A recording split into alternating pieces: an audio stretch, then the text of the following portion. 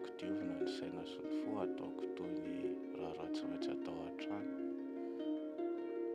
sady hosoratako daholo izay tiako hivoaka, dia avy eo ampirehitiko izay singa tsy reveko. Afo fandiovana mamay, avy eo mafana, mandoro kely fa ahitana mazava, ahitako mazava ireo maizimaizana, ka androahako izay aizina tady andrava ilay fanantenana mbola mitazona ahy, tsy hitsanona lava, tsy hitsanona lava, tsy hitsanona lavo,